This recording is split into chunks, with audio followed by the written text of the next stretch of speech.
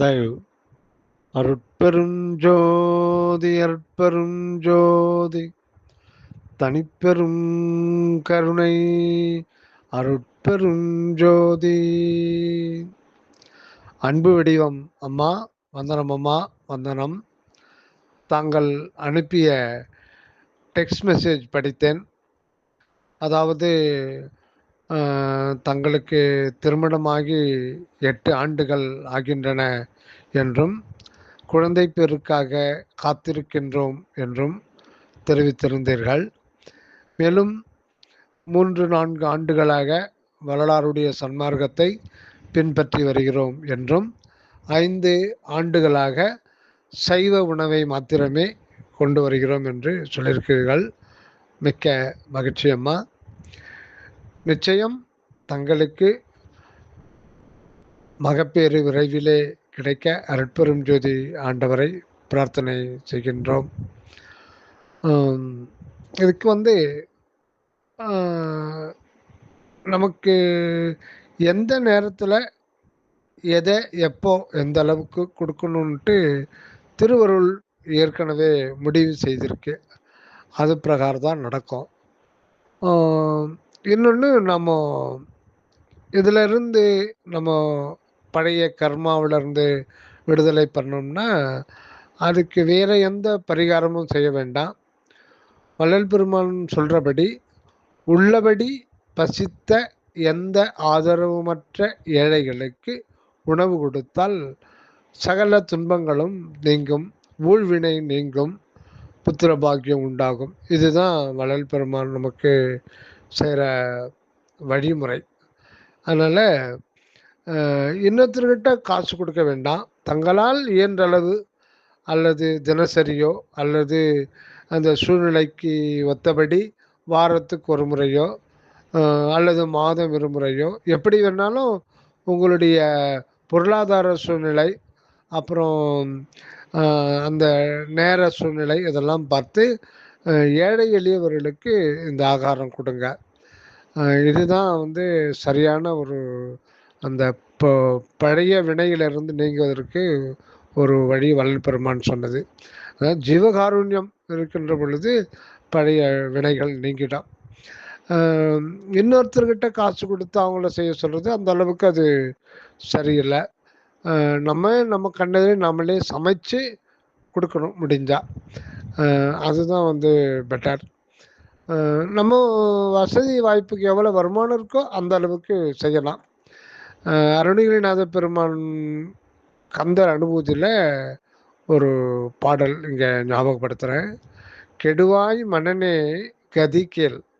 அவர் ஒரு கதி சொல்ற 2 வகையால் கதி சொல்கிறார்.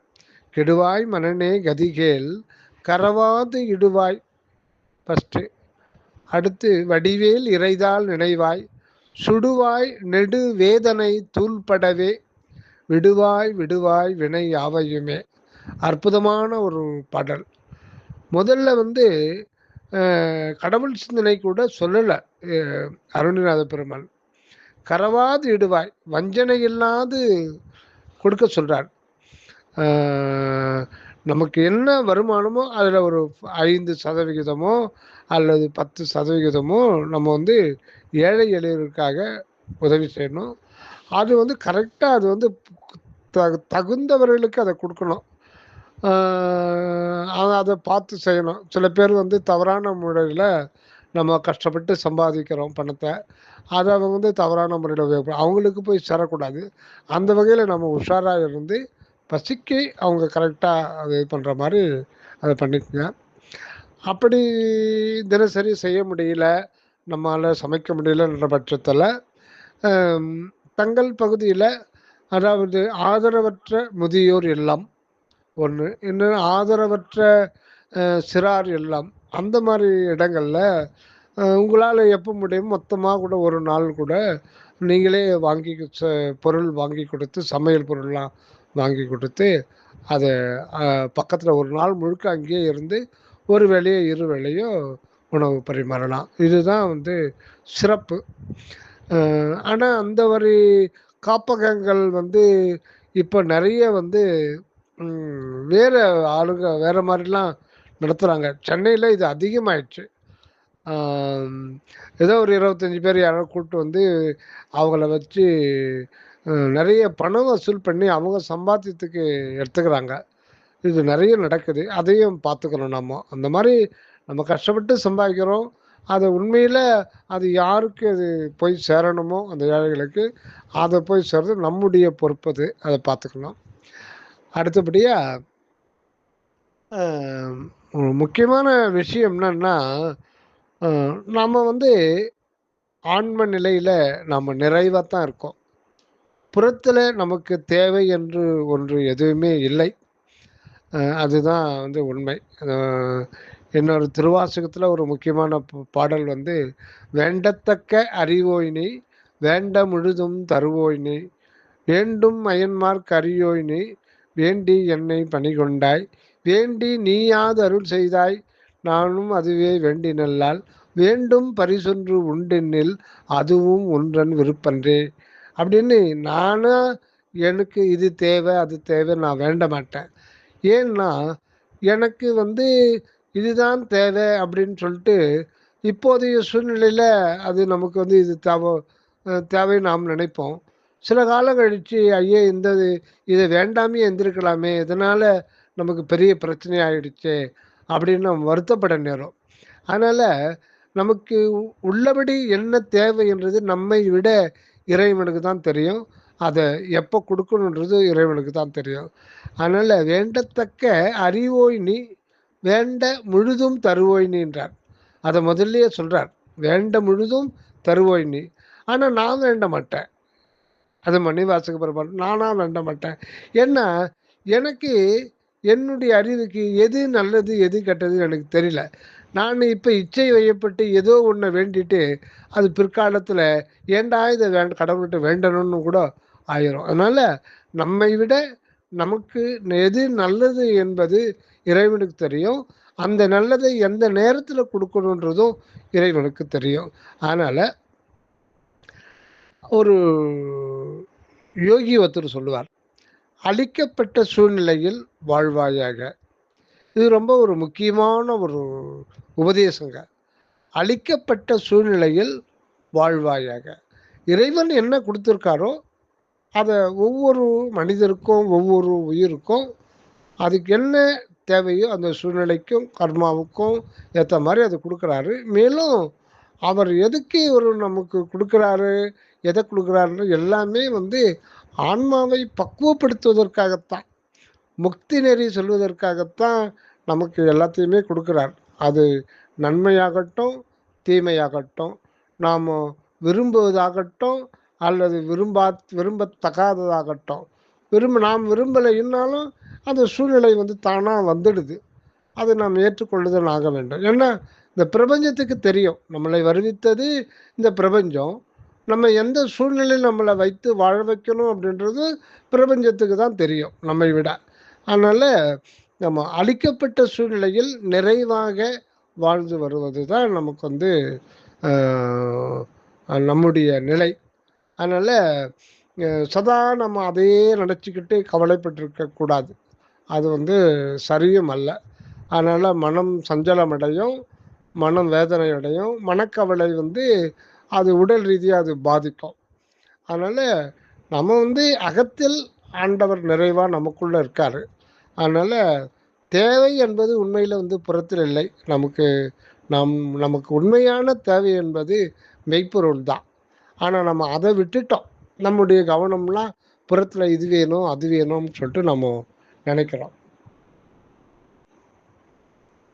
இன்னொன்று, திருக்குறளில் வந்து வள்ளுவ பெருந்தகை மக்கட்பேறு அப்படின்னு சொல்லிட்டு ஒரு அதிகாரமே எழுதியிருக்கார். அதில் நீங்கள் பார்த்தீங்கன்னா அது தெரியும், மக்கள் மெய்த்தீண்டல் உடற்கு இன்பம் மற்று அவர் சொற்கேட்டல் இன்பம் செவிக்கு. அதாவது தம் மக்களின் உடம்பை தொடுதல் உடலுக்கு இன்பமாகும், அவர்களின் மழலை சொற்களை கேட்டல் செவிக்கு இன்பமாகும். குழல் இனிது யாழ் இனிது என்ப தம் மக்கள் மழலை சொல் கேளாதவர். தம் மக்களின் மழலை சொல்லை கேட்டு இன்புறாதவர்களே குழலின் இசை இனிது யாழின் இசை இனிது என்றெல்லாம் கூறுவர். இப்போ வள்ளல் திருவள்ளுவ பெருந்தகை 2000 வருடங்களுக்கு முன்னாடி 1330 குறள் 133 அதிகாரத்தில் எல்லாத்துக்கும் பொதுவாக எழுதிட்டார். உலகம் எப்படி அந்த காலத்துக்கு ஏற்ற மாதிரி எழுதியிருக்காரு. இது எக்காலத்துக்கும் பொருந்துவது தான். இது எக்காலத்துக்கும் அது பொருந்தக்கூடியது தான். இன்னொரு விஷயம் வள்ளல் பெருமான் திருவருட்பா உரைநடை பகுதியில் பேருபதேசம் சொல்லிட்டு ஒரு இது இருக்கு. அதில் பார்த்தீங்கன்னா முந்திய நெறிகளுக்கும் வள்ளல் பெருமானுடைய சுத்த சன்மார்க்கத்தும் என்ன வித்தியாசம் அப்படின்றது அது தெளிவாக அதில் சொல்லியிருக்கார். இந்த திருக்குறள் திருவாசகம் மேற்கொண்டு எல்லா மற்ற நூல்கள் மற்ற சமய மத நூல்கள் எல்லாமே முழு உண்மையை கடவுளுடைய முழு உண்மையை முழுமையா உள்ளபடி சொல்லவில்லை அப்படின்லாம் சொல்றார் வள்ளல் பெருமான். சாதியும் மதமும் சமயமும் பொய் என ஆதியில் உணர்த்தி அற்பெருஞ்சோதி அப்படின்றாரு. சாதியும் மதமும் சமயமும் காண ஆதி அனாதியாம் அற்பெருஞ்சோதி. இதற்கு முன்பு இருந்தவர்கள் உண்மையை வெளிப்படையாக சொல்லவில்லை, மண்ணை போட்டு மறைத்து விட்டார்கள். அப்புறம் சைவம் வைணவம் பௌத்தம் கிறிஸ்தவம் முதலான மதங்களில் லட்சியம் வைக்க வேண்டாம், வேதம் ஆகமம் புராணம் இதிகாசம் லட்சியம் வைக்க வேண்டாம் அப்படின்லாம் சொல்றார். ஆக எப்படி நம்ம கிபி கிமு அதாவது இயேசு பெருமான் இயேசு கிறிஸ்து பிறப்பதற்கு முன் இயேசு கிறிஸ்து பிறப்பதற்கு முன் அப்படின்னு அந்த பரிணாம உலக பரிணாம ரெண்டா பிரிக்கிறோம். ஆனால் இப்போ எப்படின்னா வள்ளலாருக்கு முன் வள்ளலாருக்கு பின் அப்படின்னு தான் இனி உலகமே இயங்கும். கிபி கிமுன்றது போய் இப்போ எப்படின்னா 1867 தான் 65 தான் சுத்த சன்மார்க்கத்தை அருட்பெருஞ்சோதி ஆண்டவர் இந்த பூமிக்கு கொண்டு வர்றார் வரலாறு மூலமாக. ஆக அந்த 1865க்கு முன் வேற உலகத்தினுடைய இதே வேற, அதுக்கு பின்னாடி வேற. அதனால பழைய நெறிகள் அது சொல்றது வேற, சுத்த சன்மார்க்கம்ன்றது வேற. சுத்த சன்மார்க்கத்தினுடைய லட்சியம் ஒவ்வொரு மனிதனுக்கும் என்ன இருக்கணும் அப்படின்றத திருவருட்பாவில் தெளிவாக சொல்றார். இரவாமை மரணமில்லா பெருவாழ்வை பெற்றுக்கொள்வதுதான் இந்த பிறவியில் மனிதனுடைய லட்சியமாக இருக்க வேண்டும். இனி உலகம் அந்த நிலையில் தான் வரும்.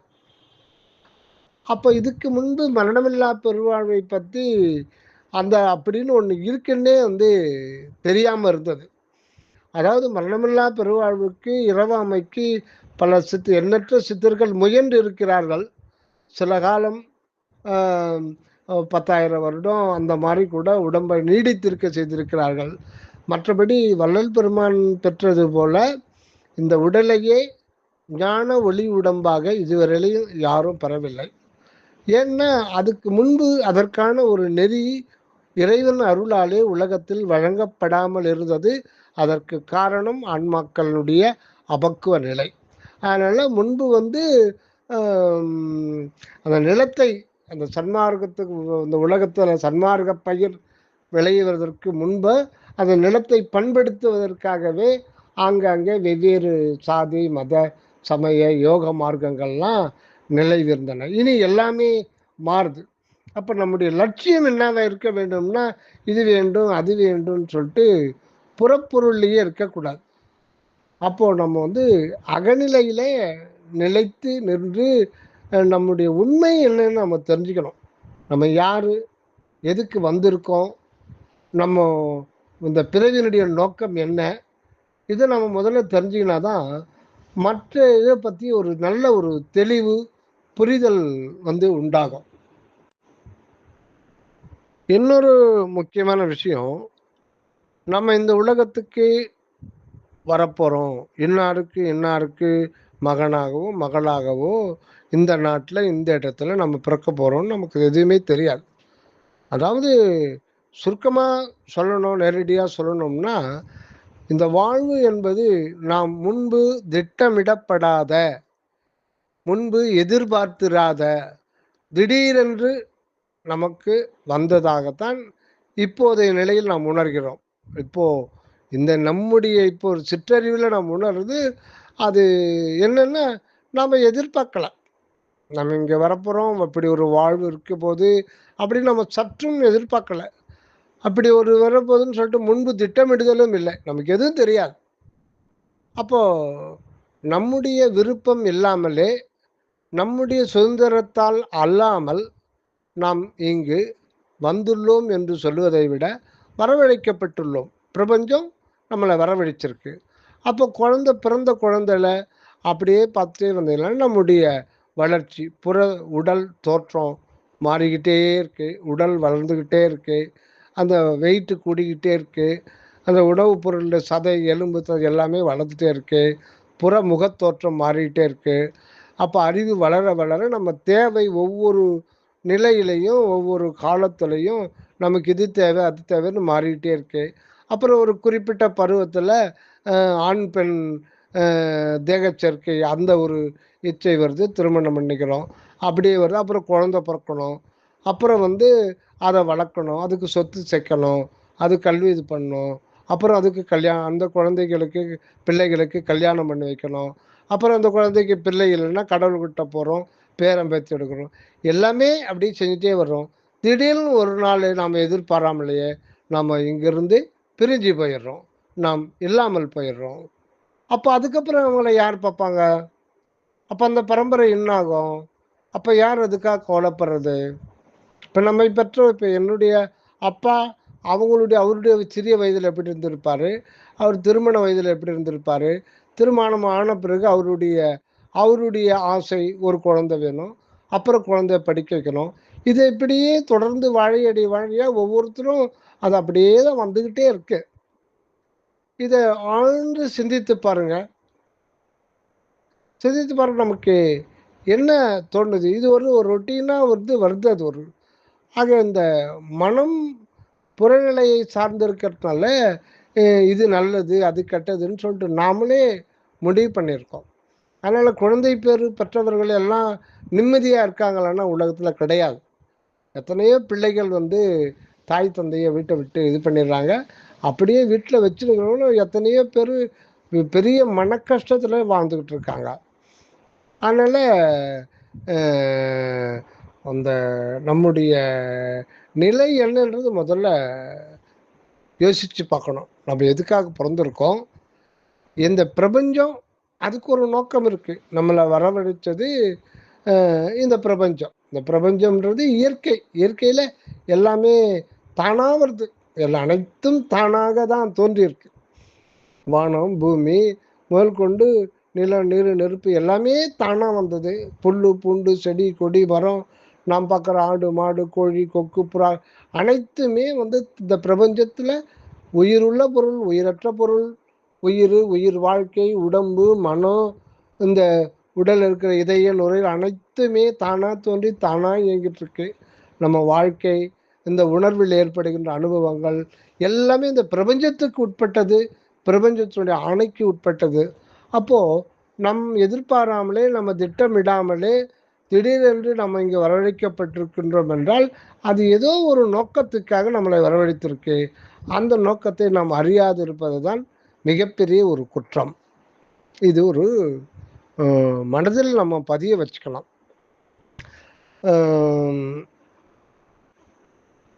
ஏன்னா இந்த மாதிரி இது நியாயமான ஒரு விருப்பம் ஆசை, அது ஆசைக்குட்பட்டது தான்.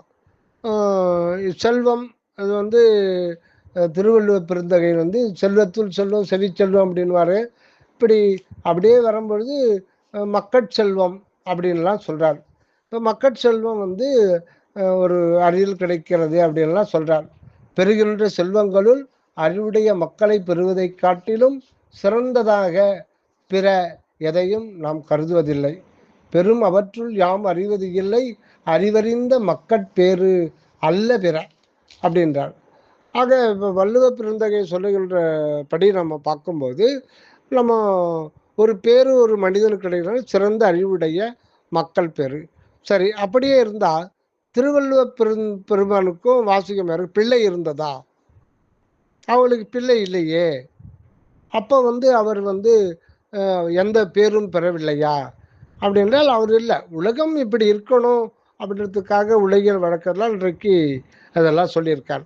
அதனால் பிள்ளை வீட்டில் மகன் மகள் இந்த மாதிரி பிள்ளை இருக்கிறவங்க தான் பேறு பெற்றவர்கள், இல்லாதவர்கள் பேறு பெறாதவர்கள் அப்படின்லாம் அர்த்தம் பண்ணால் தப்பாக போயிடும். ஏன் அப்படின்னா நம்ம உண்மை அறியாமல் இருக்கிறோம்.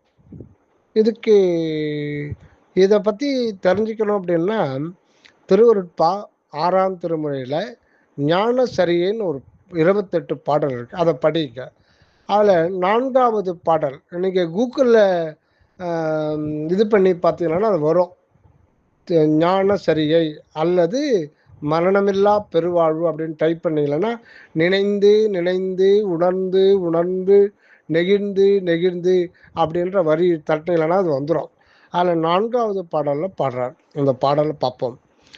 கண்டதெல்லாம் அநித்தியமே, கேட்டதெல்லாம் பழுதே, கற்றதெல்லாம் பொய்யே, நீர் கழித்ததெல்லாம் வீணே, உண்டதெல்லாம் மலமே, உட்கொண்டதெல்லாம் குறையே, உலகியலீர் இதுவரையும் உண்மை அறிந்திலீரே, உலகியலீர் இதுவரையும் உண்மை அறிந்திலீரே,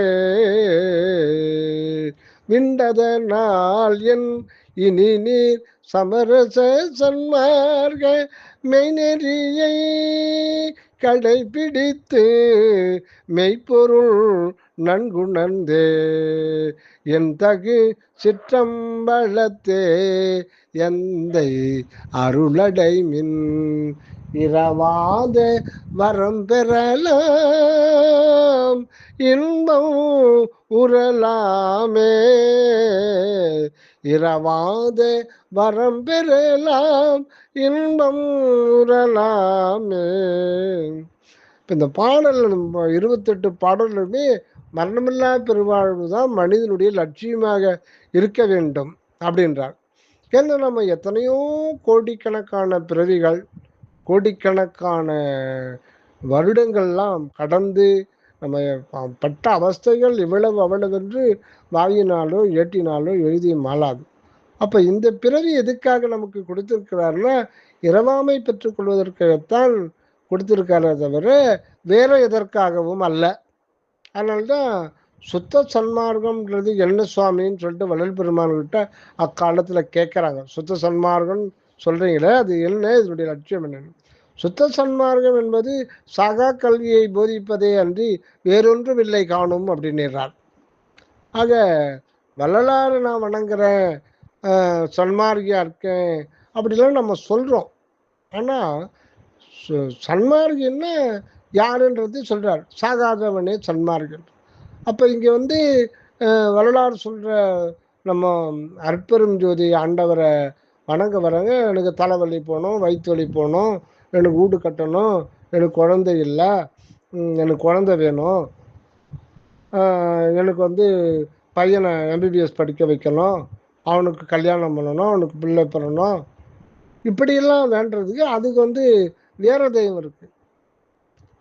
அதுக்கு எத்தனையோ தெய்வங்கள் இருக்கு. அந்த தெய்வத்துக்கிட்ட போடலாம், இங்கே வர வேண்டியதில்லை. இங்கே அற்பெருஞ்சோதி ஆண்டவர்கிட்ட வரணும்னா இறைவன் உண்மையை உணர்ந்து அழியாமை பெற்றுக்கொள்வதற்காக தான் நம்ம வர வேண்டும். ஆக இங்கே இகலோக லட்சியங்கள் இங்கே தேவையில்லைன்றார். அதுக்கு மற்ற தெய்வத்துக்கு கேட்டாவே அது வினைக்கு ஏற்ப நம்பிக்கைக்கு ஏற்ப அது கிடைக்கும். அதனால் இங்கே வரலாறு சன்மார்க்கத்தை கடைபிடிக்கிறோம் அப்படின்னா நம்முடைய லட்சியம் இரவாமை, அதுதான் லட்சியம். ஆனால் அது நம்ம வேண்டினால கிடைக்கிறது இல்லை. அது தானாக வரும். நம்முடைய நிலை என்னென்னா நான் எனது என்று அற்றுப்போதல், நான் எனது அப்படின்ற ஒரு இரண்டுமே அது செருக்கறுத்தல், தானற்று போதல், அதுதான் முக்கியம். தற்சுதந்திரமின்மை, அந்த ஒரு நிலையில் தான் நமக்கு வந்து நிம்மதி, அமைதி, ஆனந்தம் கிடைக்குமே ஒழிய இது வேண்டும் அது வேண்டும்னா அந்த அந்த வேண்டும் வேண்டும்ன்றது அது தொடர்ந்து வந்துட்டு தான் இருக்கும். இன்னைக்கு ஒன்று கேட்போம், அதுக்கப்புறம் இன்னொன்று தேவைப்படும், இன்னொன்னும் அதுக்கப்புறம் இன்னொன்று தேவைப்படுது, ஒரு தேவைப்பட்டுக்கிட்டே இருக்கும்.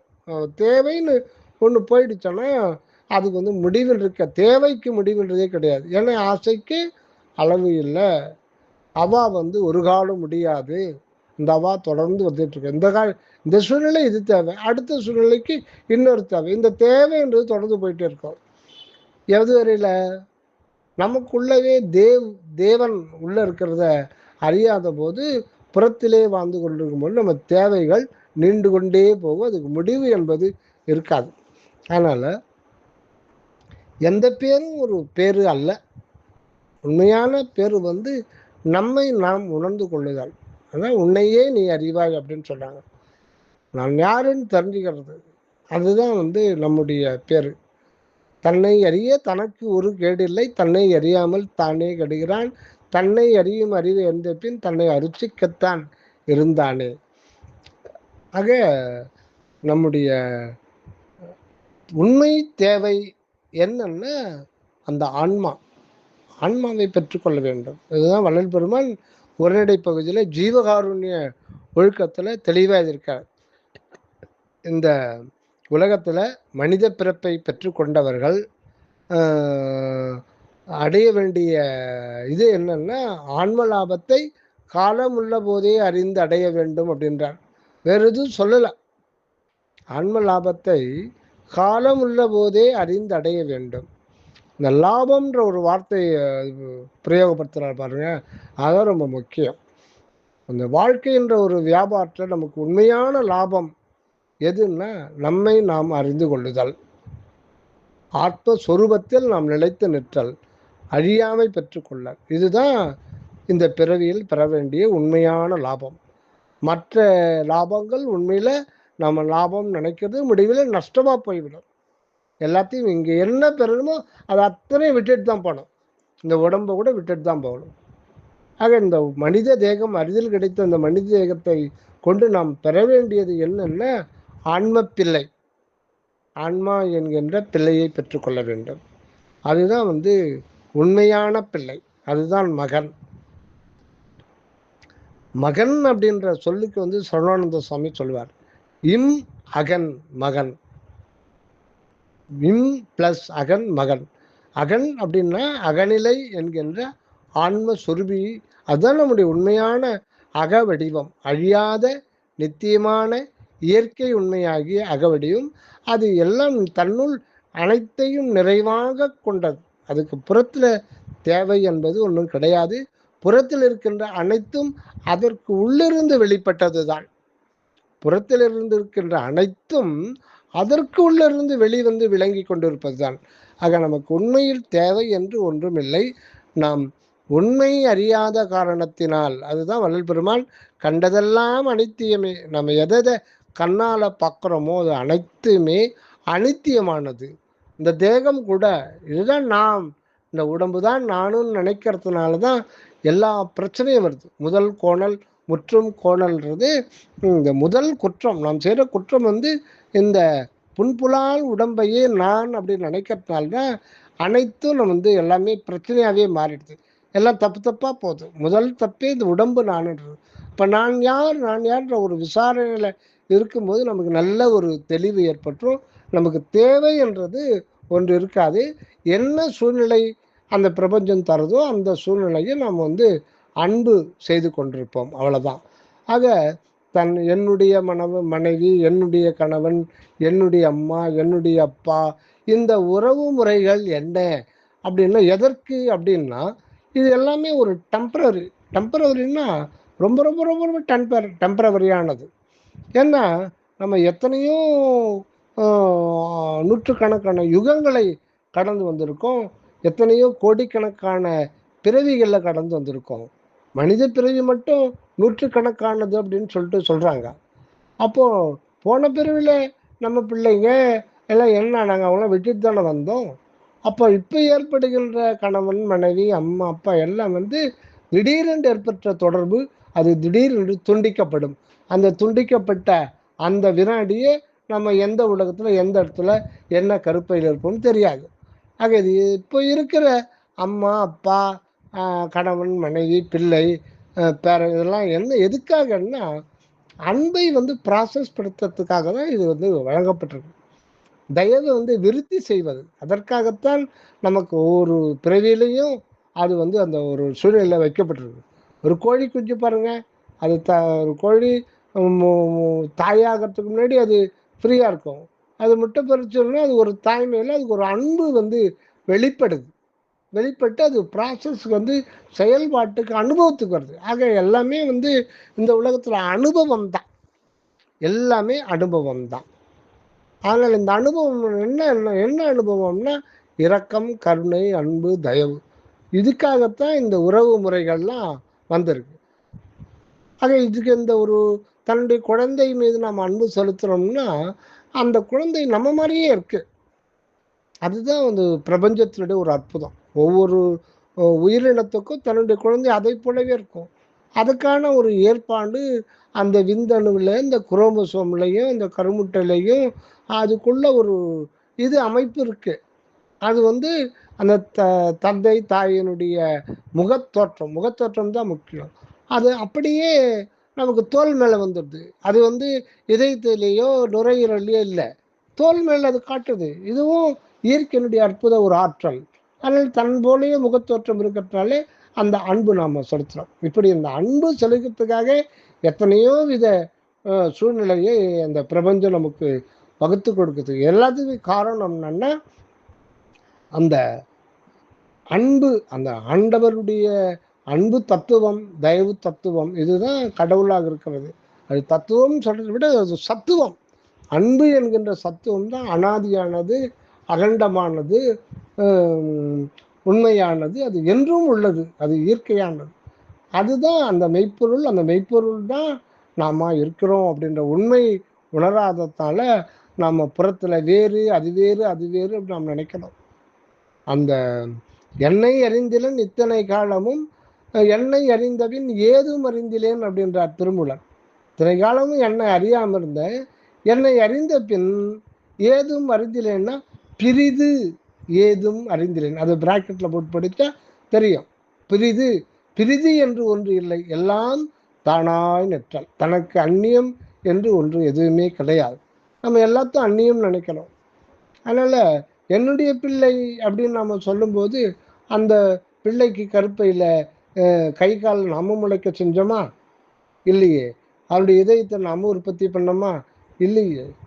இதெல்லாம் யார் செய்யறது? எல்லாம் பிரபஞ்சம் செய்து வழங்கி கொடுக்குது. அதனால நம்ம ஒரு குடும்பம் போது ஒரு குறுகிய ஒரு வட்டத்தில் தான் அந்த அன்பு வெளிப்படுது. அதை பாசம் தான் சொல்லணும். அது அந்த அன்பு உலகளாவிய நீட்டவர் தான் வள்ளலார். அது விரிவடையணும். ஏன்னா இப்போ நமக்கு அந்த பிள்ளை வேணும் அப்படின்னு சொல்லிட்டு நம்ம நினைக்கிறோம். அது நப்போ இந்த ஒரு நம்முடைய மனப்பக்குவத்துக்கு அது நியாயமானதா தெரியுத ஒழிய உண்மையில அந்த மனநிலையெல்லாம் கடந்து ஆண்மையில பார்க்கும்போது நம்முடைய கடமை வேறு விதமாக இருக்கு. எல்லா உயிரிலும் நல்லா இருக்கணும், எல்லா உயிர்களுக்குமாக நம்ம உழைக்கணும், பாடுபடணும் அப்படின்னு வரும். அதுதான் நம்ம சிந்திக்க வேண்டிய ஒன்று. சுத்த சன்மார்க்கம் என்பது நாம் நினைக்கிற மாதிரி இல்லை. அதனால இருப்பினும் இறைவன் நமக்கு அந்த ஒரு நல்ல ஒரு சூழ்நிலையை வகுத்து கொடுப்பாரு. தொடர்ந்து ஜீவகாருண்ய சிந்தையில் இருக்கணும், சத்விசாரம் செய்யணும், தியானம். நீங்கள் நம்ம யூடியூப் சேனலில் தியானத்தை பற்றி நிறைய வள்ளல் பெருமான் சொன்னது, சுவாமி சரவணானந்தா அவர்கள் வழிகாட்டியபடி சொல்லியிருக்கு. செஞ்சுட்டு வாங்க. நிச்சயமாக நமக்கு ஆண்டவர் என்ன நல்லது அனைத்து நன்மைகளையும் வள்ளல் பெருமான் நமக்கு செய்து கொடுப்பார். அதனால் கவலைப்பட வேண்டாம். நம்ம என்ன எதிர்பார்க்குறோன்றது வள்ளல் பெருமான் நன்கு அறிவார். அது ஒரு முறை சொல்லிட்டாலே அது போதும், திரும்ப திரும்ப விண்ணப்பிக்க வேண்டிய அவசியம் இல்லை. அதுக்காக நம்ம கவலைப்படவும் கூடாது. அவர் கொடுக்கும்போது அதை கொடுப்பார், அதை வாங்கும்போது நம்ம அதை பெற்றுக்கொள்ளணும். அவர் நன்கு அறிவார் எப்போது கொடுக்கணும்னு சொல்லிட்டு. அனைத்துமே நாம் என்ன சூழ்நிலையில் வைக்கப்பட்டிருக்கிறோம் என்பது என்ன காரணம் என்றால் எந்தெந்த சூழ்நிலையை வைத்துத்தான் நாம் அகம் திரும்ப வேண்டும் என்பதுதான் இந்த இறைவனுக்கு ஒரே நோக்கம். எப்படியாவது அகம் திரும்ப வேண்டும். அதனால ஒவ்வொருத்தருக்கும் ஒரு சோதனையை கொடுக்குறார். இந்த சோதனை, துன்பம், வியாதி, மனக்குறை, இதன் மூலம்தான் நம்ம வந்து புறநிலைகளை வந்து வெறுப்பு வெறுப்பு இல்லாம நம்ம உள்ள திருமணம்ன்றதுக்காகலாம் புறத்தில் சூழ்நிலை அமைத்து கொடுக்கப்படுகின்றது. அதனால எதற்கும் கவலைப்பட வேண்டாம். வள்ளல் பெருமான் வந்து எல்லா நன்மையும் கொடுத்து நமக்கு வந்து வாழ்க்கையில் அமைதி, உண்மை, அமைதி, ஆனந்தத்தையும் அளிப்பார். அற்பெரும் ஜோதி, அற்பெரும் ஜோதி, தனிப்பெரும் கருணை, அற்பெரும் ஜோதி. நன்றி அம்மா. தயவு. வந்தனம், வந்தனம்.